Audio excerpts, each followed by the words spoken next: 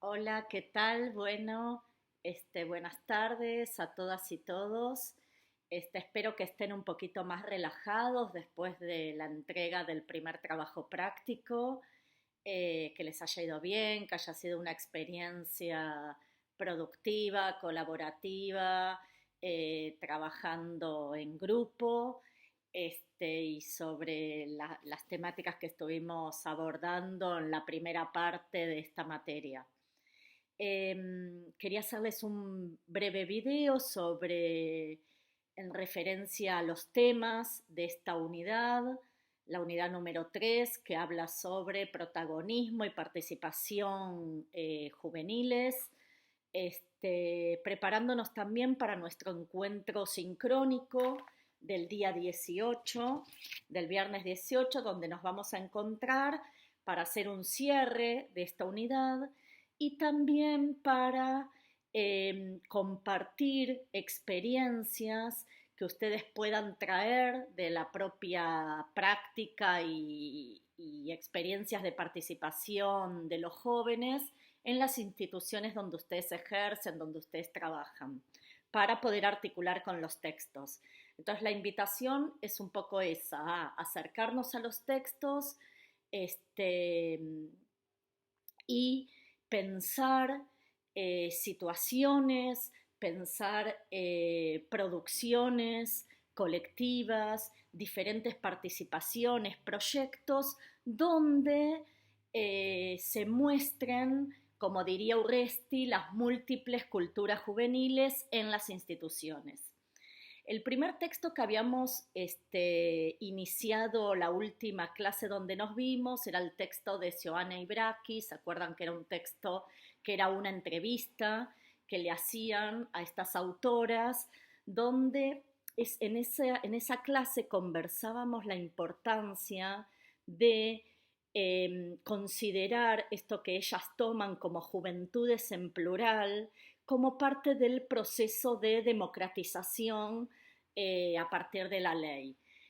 Reconocer que hay más de una juventud, reconocer que hay más de una adolescencia transitando por nuestras instituciones, tensiona la cuestión de aquello que espera la escuela versus lo que sucede en ella, ¿no? Entonces, la democratización del nivel secundario también está puesta en esta mirada, ¿no? No solo en el acceso, en todo lo que veníamos hablando de la masificación, sino en romper también con esta homogenización de escuela clásica, tradicional, de que todos los alumnos, las alumnas son iguales por tener una determinada edad. Eh, en ese sentido, algo que es interesante que ustedes centren en el texto que habíamos hablado aquel viernes era esto que ellas hablan sobre la construcción de la alumnidad, ¿no? Esta cuestión como que, me acuerdo que una compañera de ustedes decía en la clase, cómo dejar afuera de la escuela, en la puerta de la escuela, todo aquello que responde a las diversidades juveniles. Que estas diversidades tienen que ver con cómo está planteada también esta unidad, que es toda la cuestión de la perspectiva de derechos, de las diferentes condiciones, ¿no? Sociales, juveniles, económicas de nuestros jóvenes, las cuestiones de género, de clase, de etnia, de diferentes cuestiones vinculares, todo eso que hace el hacer escuela, ¿no? El transitar la escuela desde diferentes maneras. Después tenemos el texto de Pedro Núñez, que es un texto que está incluido, forma parte es un extracto del libro de él y forma parte de una revista que ahí tienen también en la bibliografía por si la quieren recorrer, ver, interesante. Él lo que se va a centrar ahí es más en la cuestión de la participación política de los jóvenes. em, recorre diferentes agrupaciones que tienen un sentido político, como pudo haber sido, comienza el texto hablando de las tomas, cuando fue toda esa época de tomas en las escuelas propiamente de la ciudad de Buenos Aires y algunas provincias también del interior. Ustedes pueden traer ahí su experiencia de cómo se transitó eso. También toma cómo fue el tratamiento de los medios de comunicación, ¿no? Con respecto a la juventud y estas estigmatizaciones que muchas veces aparecen sobre los jóvenes, y estas distintas participaciones políticas que por un lado repiensan toda la cuestión de la ciudadanía, de lo importante de la participación, también de la convivencia escolar, vamos a hablar, eh, pero donde a veces eh, dentro de la escuela incomoda, ¿no? Incomodan ese tipo de propuestas eh, como si de esas cosas no debería, a esas cosas o a ese tipo de participaciones no debería dar lugar la escuela. Bueno, esto también vamos a hablar porque también tiene que ver con la heterogeneidad de lo institucional, ¿no? Pero la presencia de estas lógicas políticas, Pedro Núñez va a decir que interpelan esa forma escuela también tradicional y también esa forma escuela diferente en lo público y en lo privado. Después vamos a ver también qué pasa entre también las cuestiones de clases, ¿no? Con el tema de la participación de los jóvenes a nivel más político. Él también trabaja en el texto algo que vamos a trabajar en la clase, que son los acuerdos de convivencia también, y cómo le damos participación a los estudiantes en toda la cuestión que tiene que ver también con la normativa, ¿no? Y si le damos participación y cómo.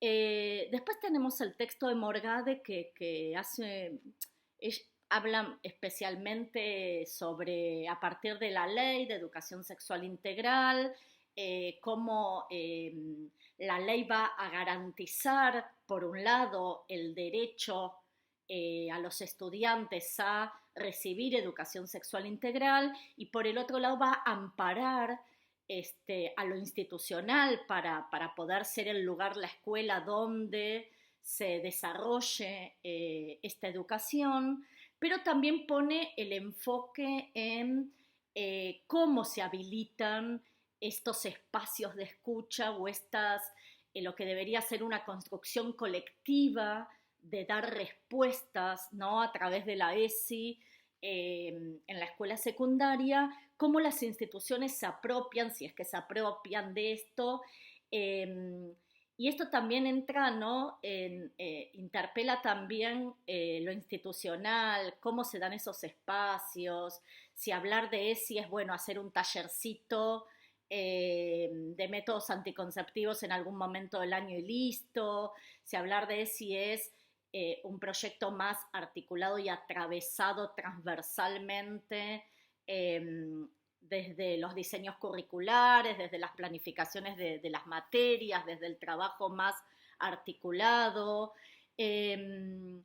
Y bueno, y cómo los jóvenes piden esto, habíamos hablado también, ¿no? En uno de los encuentros sincrónicos, todo lo que generaba según el tipo de institución, según el tipo de escuela, cómo se había generado también un debate, una demanda de los estudiantes a partir de la ley de aborto. Bueno, todas temáticas que son propias de nuestras juventudes y que llegan a la escuela para ser tratadas. También tenemos el texto, bueno, de Urresti, perdón, que es un texto de 2008, donde él trabaja toda la cuestión de las culturas juveniles, las neoculturas. Es muy interesante ahí en ese texto cómo va configurando cuestiones que tienen que ver con con las propias realidades de los jóvenes, y que además plantea, que en realidad esto lo plantean, es lo que viene a plantear todos los textos, como muchas veces, o qué es lo que pasa con esa cuestión, esa tensión entre la cultura juvenil o las culturas juveniles versus la cultura escolar, ¿no?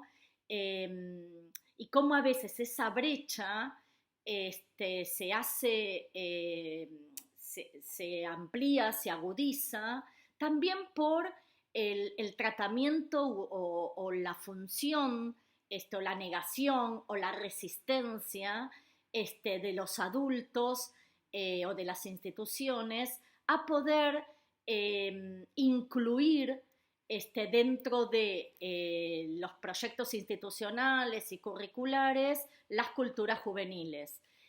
Habíamos hablado también en una clase, en uno de los viernes, cómo a partir de ejemplos que ustedes traían o que yo comentaba, cómo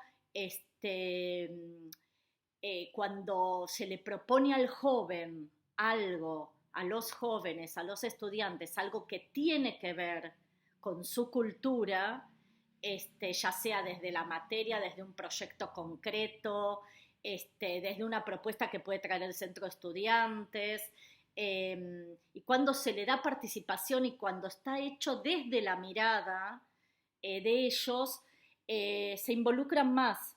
Es así, porque no lo ven ni como algo a cumplir ni como algo distante de la realidad actual de ellos. Entonces, todo esto plantea también una cuestión a tener en cuenta en la escuela secundaria que queremos, ¿no? Que se pueda, esa escuela secundaria que queremos, que sea la que se acerque a la escuela secundaria que quieren los jóvenes y donde se sientan alojados. Y para terminar tenemos el texto de Roberti, Eugenia Roberti, que se llama Trayectorias en tiempos de desestructuración. Y ella va a partir de una investigación que se realizó en un barrio periférico de La Plata.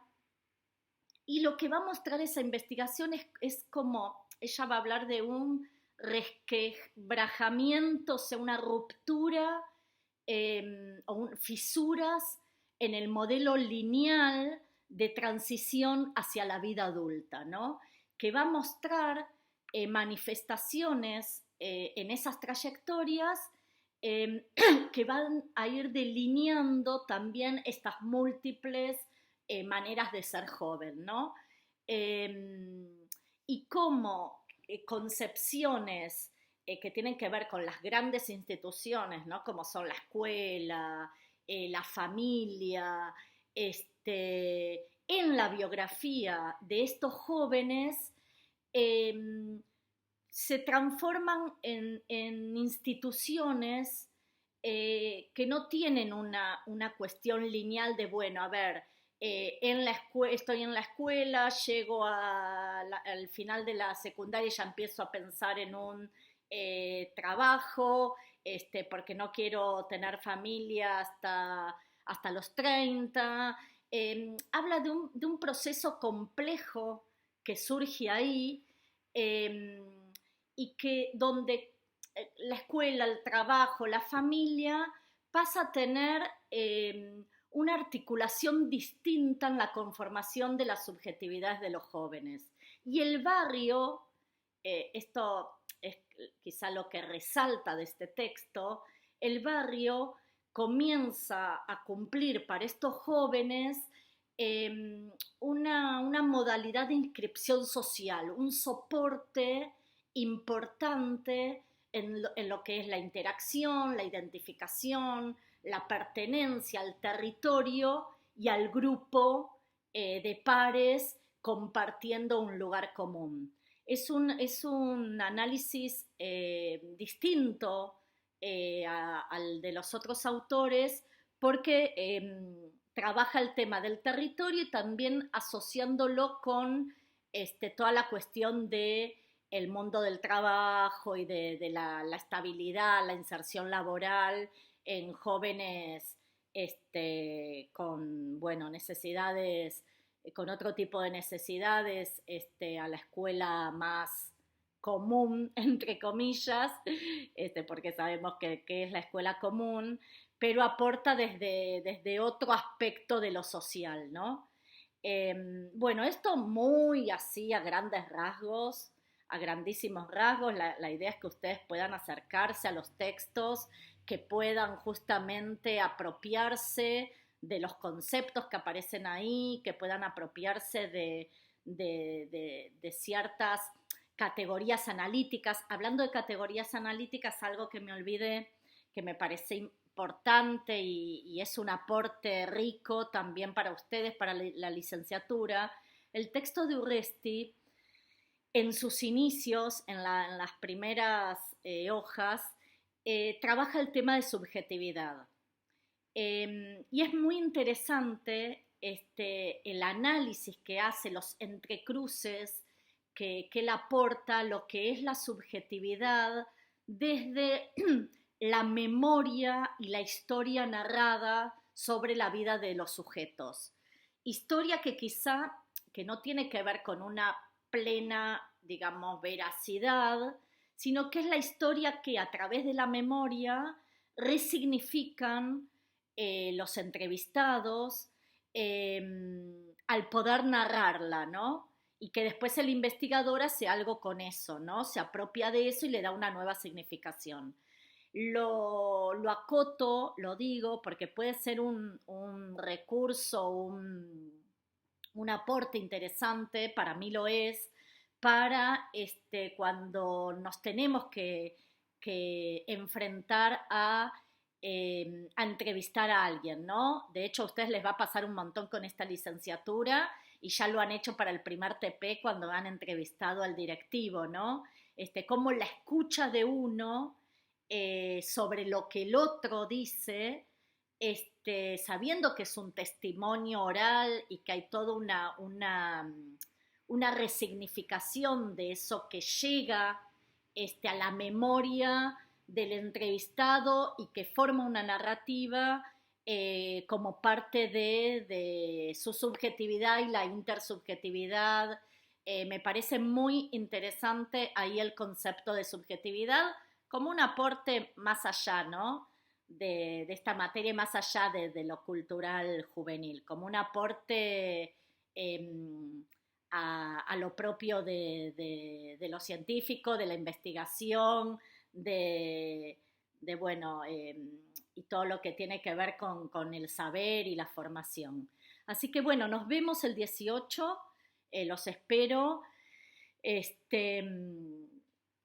Traigan sus experiencias porque vamos a trabajar justamente sobre eso, sobre experiencias de participación juvenil para dar cierre a la unidad número 3 e inicio a la última unidad de la materia.